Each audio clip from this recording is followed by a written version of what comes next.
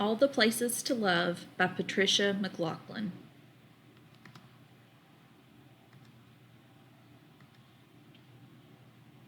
On the day I was born, my grandmother wrapped me in a blanket made from the wool of her sheep.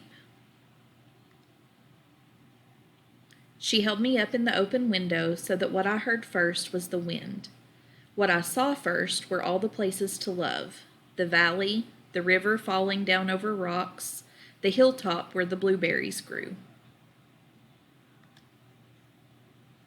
My grandfather was painting the barn, and when he saw me, he cried. He carved my name, Eli, on a rafter beside his name and grandmother's name and the names of my papa and mama. Mama carried me on her shoulders before I could walk, through the meadows and hayfields. The cows watched us and the sheep scattered. The dogs ran ahead, looking back with sly smiles. When the grass was high, only their tails showed. When I was older, Papa and I plowed the fields. "Where else is soil so sweet?" he said. Once Papa and I lay down in the field, holding hands, and the birds surrounded us. Ruckus black grackles, redwings, crows in the dirt that swaggered like pirates. When we left, Papa put a handful of dirt in his pocket. I did too. My grandmother loved the river best of all the places to love. That sound like a whisper, she said, gathering in pools where trout flashed like jewels in the sunlight. Grandmother sailed little bark boats down river to me with messages. "I love you, Eli," one said.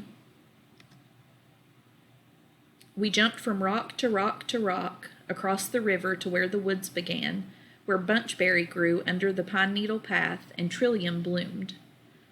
Under the beech tree was a soft, rounded bed where a deer had slept. The bed was warm when I touched it. When spring rains came and the meadow turned to marsh, cattails stood like guards and killdeers called. Ducks nested by marsh marigolds, and the old turtle, his shell all worn, no matter how slow, still surprised me.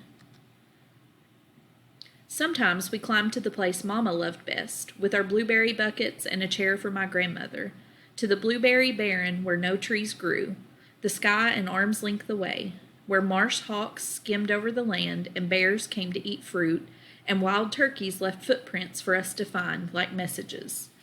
"Where else," said my mama, "can I see the sunrise on one side and the sunset on the other?" My grandfather's barn is sweet-smelling and dark and cool. Leather harnesses hang like paintings against old wood, and hay dust floats like gold in the air. Grandfather once lived in the city, and once he lived by the sea, but the barn is the place he loves most. Where else, he says, can the soft sound of cows chewing make all the difference in the world?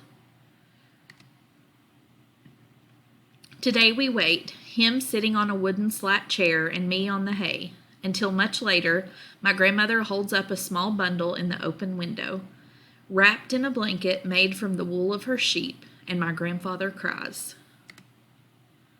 Together we carved the name Sylvie in the rafter beside the names of grandfather and grandmother and my mama and papa and me. My sister is born. Someday I might live in the city, someday I might live by the sea, but soon I will carry Sylvie on my shoulders through the fields. I will send her messages downriver in small boats, and I will watch her at the top of the hill trying to touch the sky. I will show her my favorite place, the marsh, where ducklings follow their mother like tiny tumbles of leaves.